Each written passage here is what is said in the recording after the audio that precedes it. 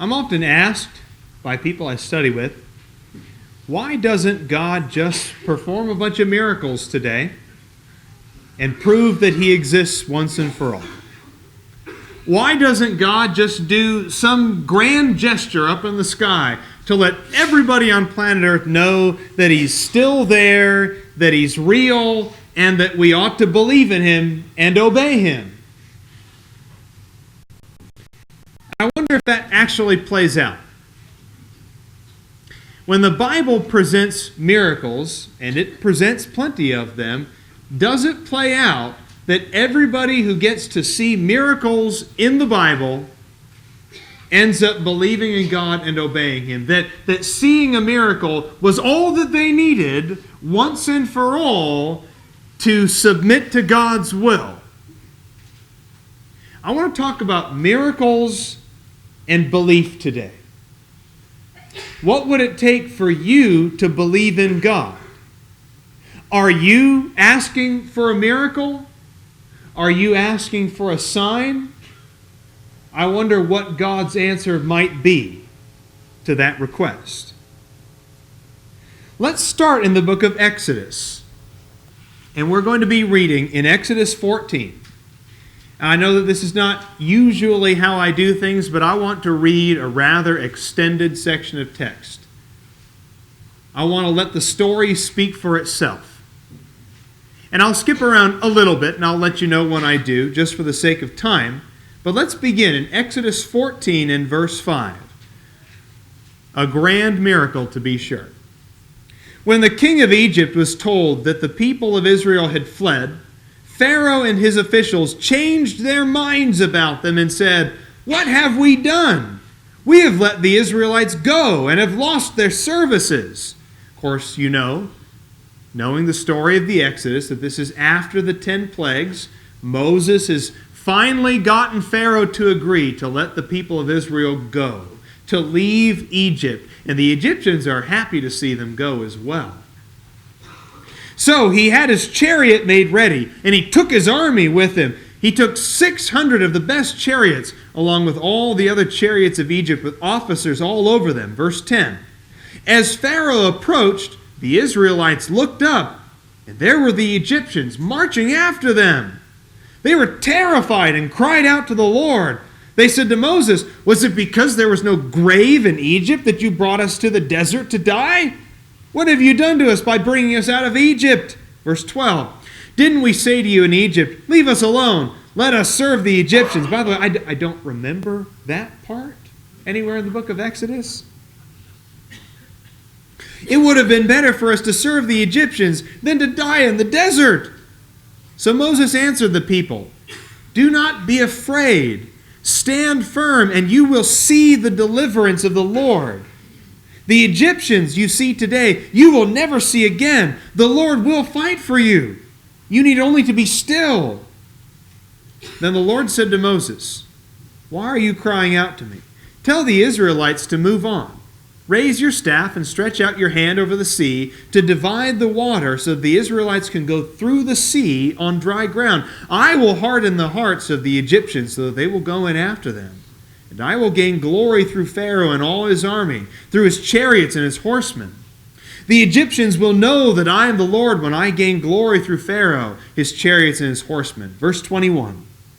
Then Moses stretched out his hand over the sea, and all that night the Lord drove the sea back with a strong east wind and turned it into dry land. The waters were divided, and the Israelites went through the sea on dry ground with a wall of water on their right and on their left. The Egyptians pursued them, and all Pharaoh's horses and chariots and horsemen followed after them into the sea. During the last watch of the night, the Lord looked down from the pillar of fire and cloud, and all of Pharaoh's horses and chariots and horsemen. During the last watch of the night, the Lord looked down from the pillar of fire and cloud at the Egyptian army, and he threw it into confusion. He jammed the wheels of their chariots so that they had difficulty driving, and the Egyptians said, "Let's get away from the Israelites. The Lord is fighting for them." Then the Lord said to Moses, "Stretch out your hand over the sea, so that the waters may flow back over the Egyptians and their chariots and horsemen." And in verse 27, Moses stretched out his hand over the sea, and at daybreak the sea went back to its place. The Egyptians were fleeing toward it, and the Lord swept them into the sea. The water flowed back and covered the chariots and horsemen, the entire army of Pharaoh that had followed the Israelites into the sea. Not one of them survived. But the Israelites went through the sea on dry ground, with a wall of water on their right and on their left. That day the Lord saved Israel from the hands of the Egyptians. And Israel saw the Egyptians lying dead on the shore. When the Israelites saw the mighty hand of the Lord displayed against the Egyptians, the people feared the Lord and put their trust in him and in Moses his servant. And that's the happy ending of the book of Exodus, isn't it? And from that day forward, the Israelites never had a faith problem ever again. They believed in the Lord continually and obeyed his servant Moses in everything that he asked them to do every single day in the wilderness until they reached the promised land in glory. Isn't that how the story went? Yeah, if you're not remembering the book of Exodus like that either, then that's okay, because that's not how it turned out. Miracles are, at least in part, the basis for God's authority. But witnessing a miracle is not the only thing that God offers you. And witnessing a miracle is also not our place to ask from God. When God was preparing to give his law to the Israelites some days after the events at the Red Sea, he actually turned to the miraculous Exodus as confirmation of his authority to give the law. You'll notice that in Exodus chapter 19, verses 3 through 8, and in Exodus chapter 20, beginning in verse 2, that God goes back to the escape from Egypt in establishing the basis for his authority as lawgiver. And perhaps it was because it was a very recent event. It was a very tangible event. It was a very tangible display of his power. They saw the sea on the right and on the left. They saw the Egyptian army consumed by the waters and destroyed. They saw the dead bodies float up. They saw the dead bodies on the seashore. So this event would be very fresh in the minds of every Israelite man and woman. But miracles continued to be one method of establishing God's authority throughout the Bible.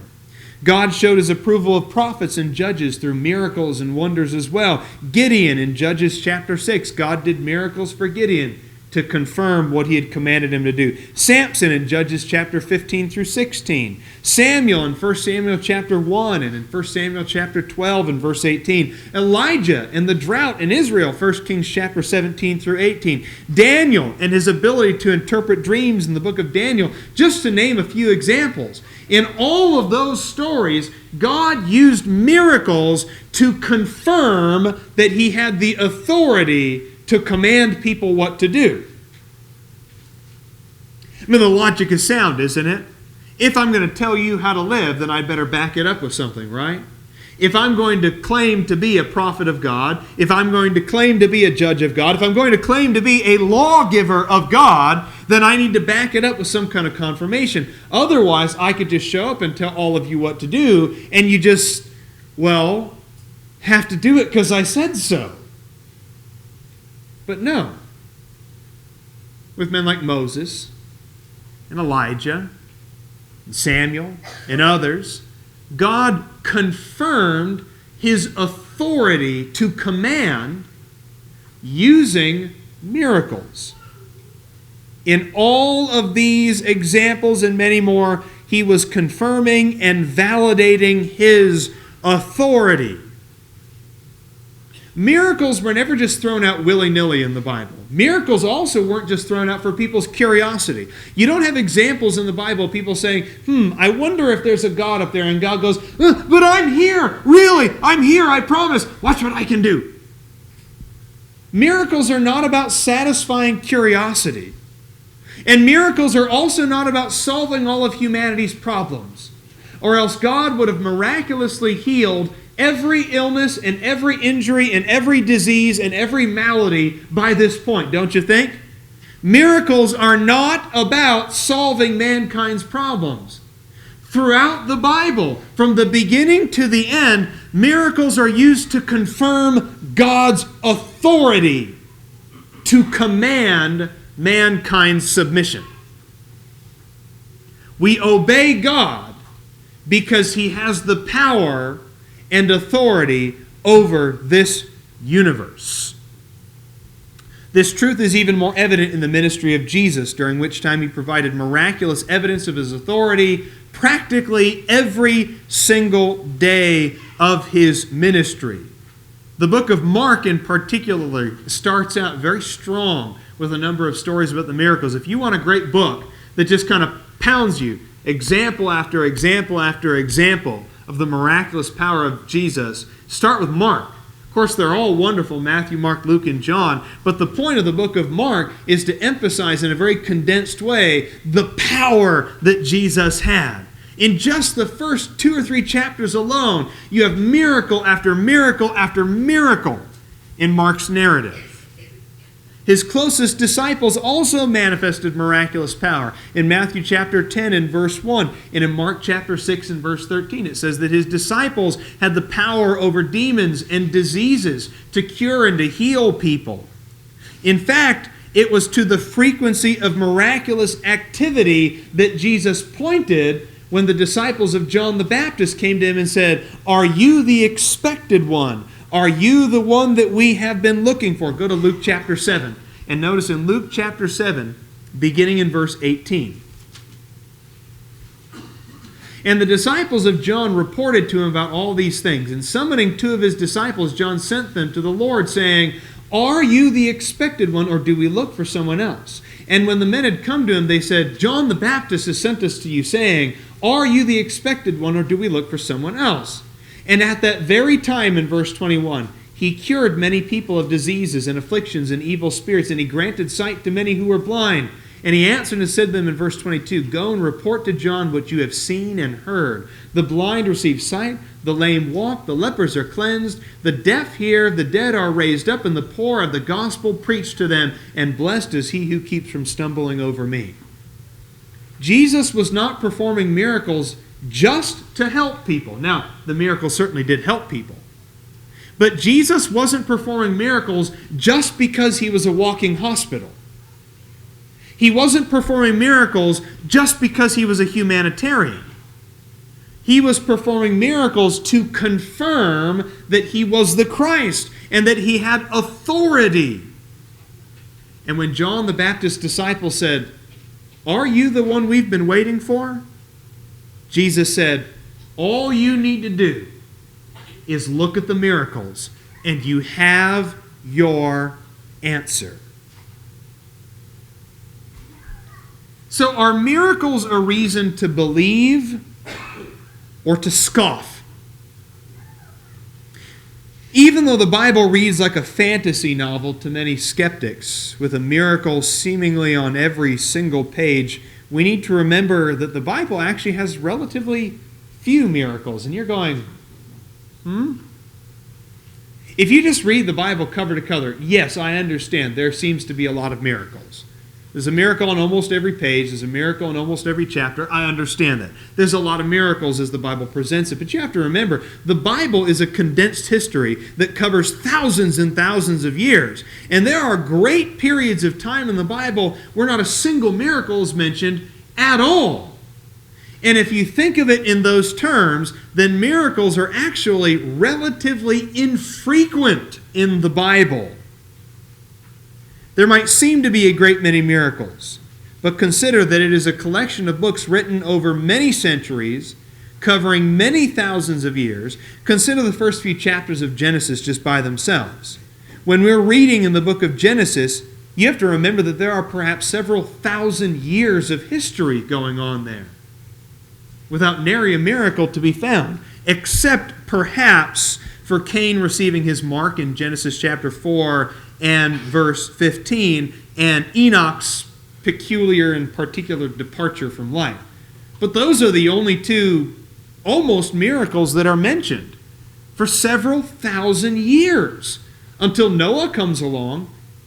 You don't read of any miracles at all during the time of Noah's life before God talked to him. His father lived for almost 1,000 years. His father's father lived for almost 1,000 years. Adam lived for over 900 years. There are several thousand years of history between Cain and Noah without any miraculous activity mentioned at all in the Bible.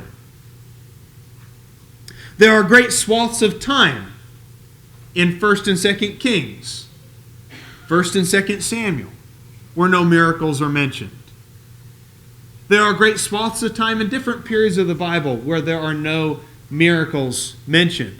I don't imagine a whole lot of miracles were going on near the end of the book of Judges. Because at the end of the book of Judges, everybody was doing what was right in his own eyes. And some of the things that the people were doing at the end of the book of Judges were pretty horrible. And you don't read a lot of miracles in the book of Judges aside from Gideon and Samson. There were 400 years between the end of the Old Testament and the beginning of the New Testament. No miracles going on then.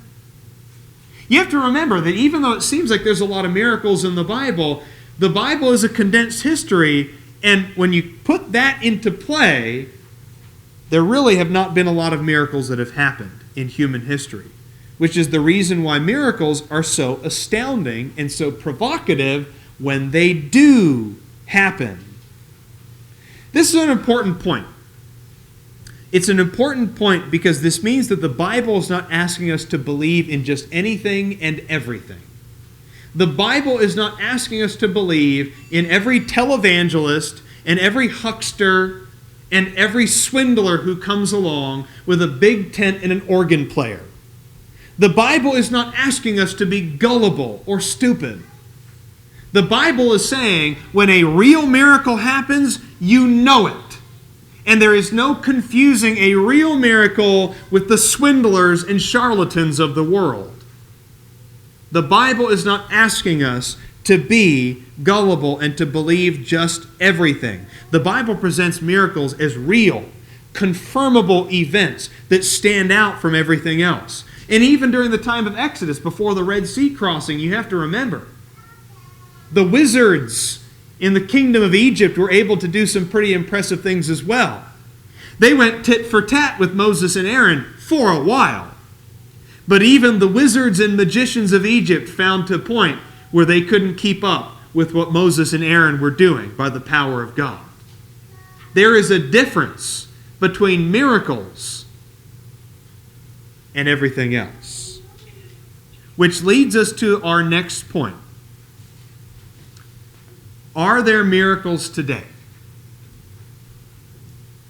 Let's keep in mind our main points that we've made up to now. The Bible does not present miracles as just being a humanitarian effort by God. Miracles are not humanitarian aid. Miracles are not presented in the Bible as God's solution for all of mankind's problems.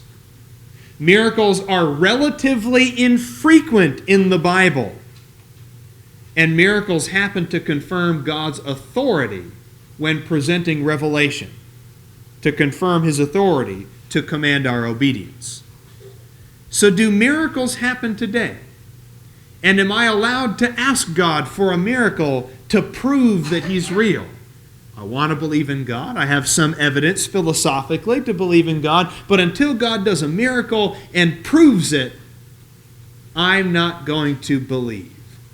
The first thing I want to make clear is let's be really careful about using the word miracle. Okay? I think sometimes we throw around the word miracle very casually. The miracle of childbirth. It was a miracle. I had a relative pass away, some distant relative who I didn't even know, and he left some money in his will for me. It was such a miracle. I needed that money at the time. You know what? My response to stuff like that is there ever a bad time to find out that you were in somebody's will? You know, it's almost like that we have this confirmation process where we're like, it was a miracle. I needed that money right then and right there, and God miraculously gave it to me in this. Well, it's like, I don't know about you, but 365 days a year, I could sure use a little extra money. Childbirth is not a miracle. We like to say that the miracle of childbirth is not a miracle. No matter how unlikely it is, no matter the odds against it, Childbirth, under any and every circumstance, is not a miracle. What's the definition of a miracle? A miracle is something that cannot happen within the normal laws of this physical world. Not something that's improbable, not something that's unlikely, not something that shouldn't have happened that way, but a miracle is something that literally cannot happen within the normal laws of this physical world. So a lot of the things that we say are miracles aren't really miracles. They might be improbabilities, they might be highly unlikely, but they're not miracles. We will find in the Bible that there is no other reason for miracles than confirming God's authority in some matter. The power of the Holy Spirit is not used to satisfy curiosity, and it would cease to be perpetuated then at the close of new revelation. No new revelation means no need for more miracles. That's why you had a lot of miracles around the time that God gave the law at Mount Sinai. That's why you had a lot of miracles at the time that Christ brought the new covenant in the first century. And that's why you have almost no miracles, or very few miracles, in between those time periods. If miracles are there to confirm God's authority, to command something of us, and if God is not commanding something new, then there's no reason for miracles anymore. Well, you're wondering, are there Bible verses that illustrate this? Are there Bible verses that corroborate this? Hebrews chapter 2, verses 3 and 4. After the gospel was first spoken through the Lord, the writer says, it was confirmed to us by those who heard, God also bearing witness with them both by signs and wonders and by various miracles and by gifts of the Holy Spirit according to his own will. So according to the writer of Hebrews, why did miracles happen? What's the explanation that the writer of Hebrews says? He says, miracles were used to confirm the revelation of Jesus Christ. That when Jesus Christ came and said, I'm preaching the kingdom of God, I'm preaching the good news of salvation, I've brought a new covenant with me, everybody said, prove it. And Jesus said, okay. And the miracles validated, they confirmed, they proved the new revelation that Christ brought in the new covenant. Hebrews 2 verses 3 and 4, I think is a key passage here. When you're talking about miracles today, do we see visions? Do we predict the future? Does God miraculously heal us in a giant stadium with Benny Hinn? Hebrews chapter 2, verses 3 and 4 is a key passage. But beyond that, Mark 16, verse 20 says, and they went out and preached everywhere while the Lord worked with them and confirmed the word by signs that followed. What was the point of the signs that followed? Again, was it just humanitarian effort? Was it just to be nice? Was it to satisfy curiosity? What was the point of the signs and wonders? It was to confirm the message they were preaching. That's it. To confirm God's revelation. To confirm his authority. Acts chapter 14, verse 3. Therefore they spent a long time there speaking boldly with reliance upon the Lord, who was bearing witness to the word of his grace, granting that signs and wonders be done by their hands. Again, what was the purpose of the signs and wonders being done? It was to bear witness to the word of his grace. To bear witness that the word of his grace was real and valid and applicable. 2 Corinthians 12 and verse 12. The signs of a true apostle were performed among you with all perseverance by signs and wonders and miracles. These are the signs of a true apostle of God, that they can perform signs, wonders, and miracles. If you cannot perform signs, wonders, and miracles, you're not an apostle from God, and you do not have the authority to give new revelation. Plain and simple. Plain and simple. These and many other passages illustrate the point and the purpose of miracles. So again, do miracles happen today? I would ask you a question. Is there new revelation that needs to be confirmed today? Because if there is no new revelation from God, as in God is not adding things to the Bible, adding extra chapters, throwing in an appendix here and there, if there is nothing new that is being added to the Word of God, then there is no reason for miracles to occur. No new revelation means no need for confirmation by miracles. So, is there new revelation today? One verse answers your question. You want the simple answer? 2 Peter chapter 1 and verse 3. One verse answers the question. Seeing that his divine power has granted to us everything pertaining to life and godliness through the true knowledge of him who called us by his own glory and excellence. You want to know everything there is to know about life and godliness? You want to know everything there is to know that God has revealed at least about life and godliness? Well, God has granted to us everything pertaining to life and godliness. What that verse is saying is that there's nothing else you can add. If we know everything about life and godliness, if that has already been granted, if everything about life and godliness, and I take everything to be literally, everything about life and godliness or living a godly life, if it's already been granted, then you can't add anything else, right? What more could you be adding? In this book, I have everything there is to know about life and godliness. So there's nothing new that God could be saying to me. Nothing new that God could be adding. One more passage here. In 1 Corinthians chapter 13, verses 8 through 10.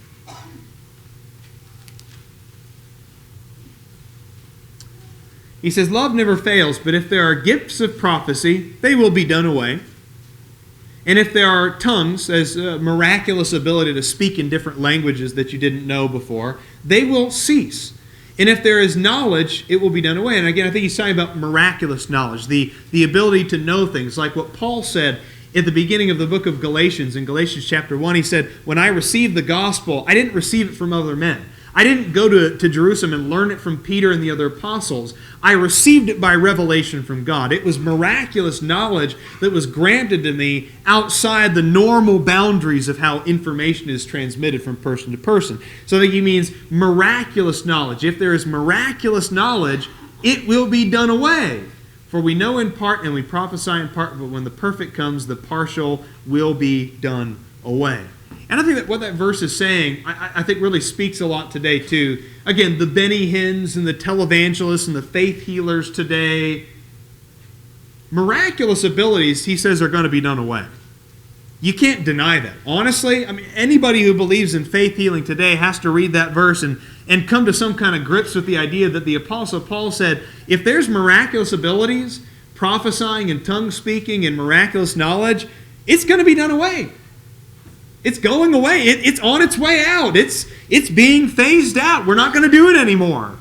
I think you're going to have a real hard time having to come to grips with a verse like that if you still believe in miracles today, or at least the kind of miracles that we observe in the Bible. Our last point is this, that the power of miracles is not in observation, but in recollection. And what I mean by that is this. When you have somebody today who says, well, I'll believe in God when he shows me a miracle, I think God could show you all the miracles in the world and you probably still wouldn't believe in him. Because the power of miracles is not an observation. Otherwise, why was Jesus crucified? Otherwise, why did Moses lead 2.5 million people through the wilderness for 40 years, whining and complaining and murmuring the whole way? Otherwise, why didn't people return to the Lord en masse after Elijah challenged the prophets of Baal? If the power of miracles is simply in observing them, of I see a miracle and I believe now, the Bible simply doesn't illustrate that. In fact, the Bible seems to be indicating that the opposite is true. That in miracle-saturated time periods, you actually have a lack of faith in people. In the wilderness wanderings, for example, they started off with the 10 plagues. They saw that in Egypt. They crossed the Red Sea on dry ground. They saw Mount Sinai and heard the voice of the Lord.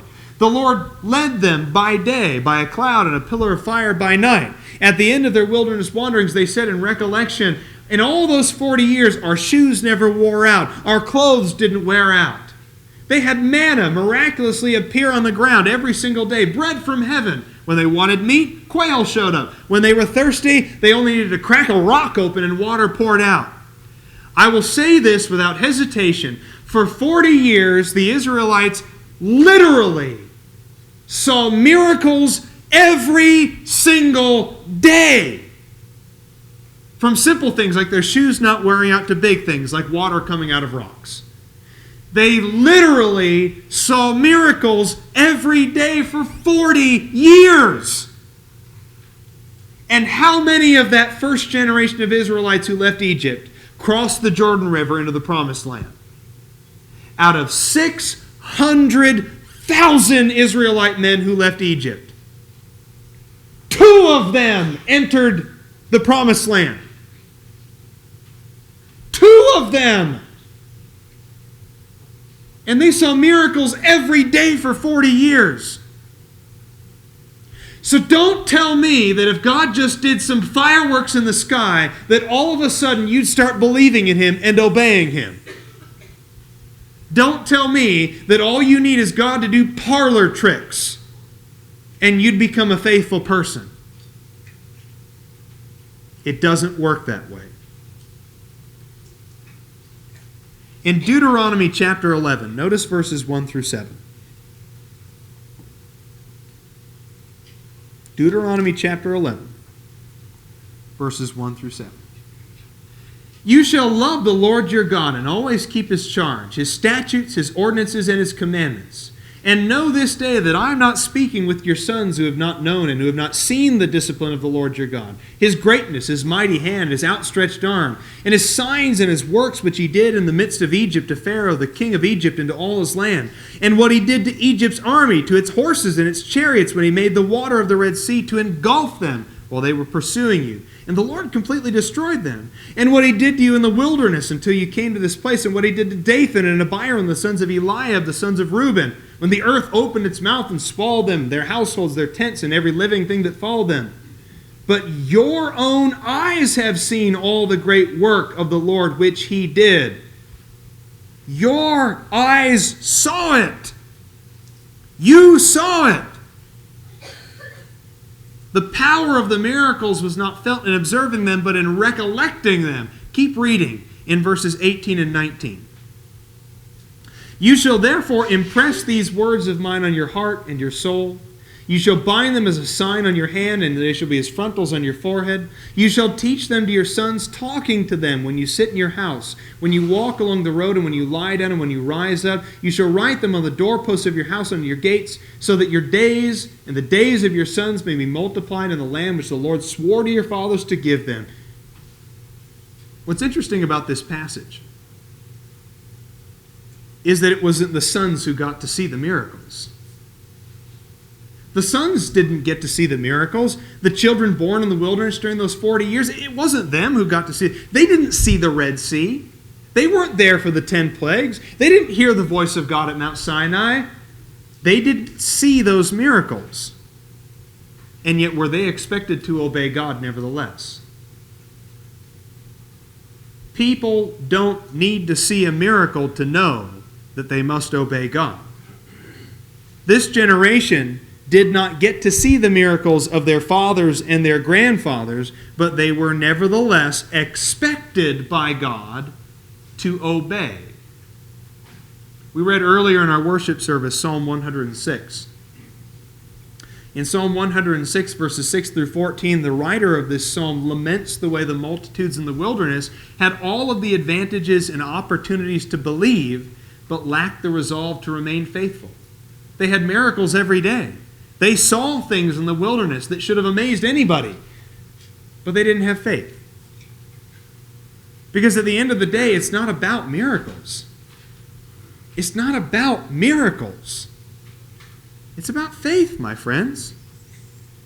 So consider, that generation of Israelites literally saw miracles every day.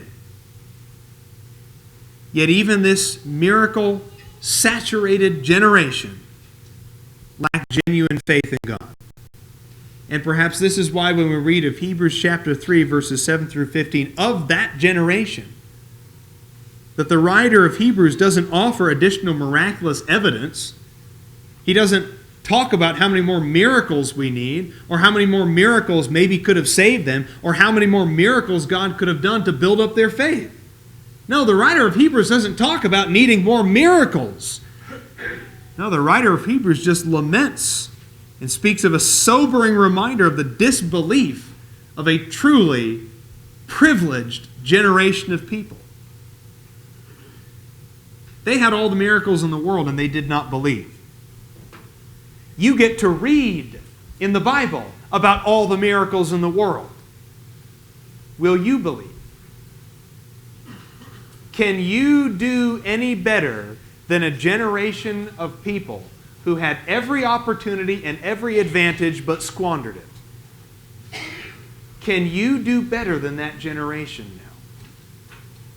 It's time to believe in God, to believe in His Son, and to believe that He has the power to save you from your sins. Whatever needs you might have, please come forward as we stand and sing.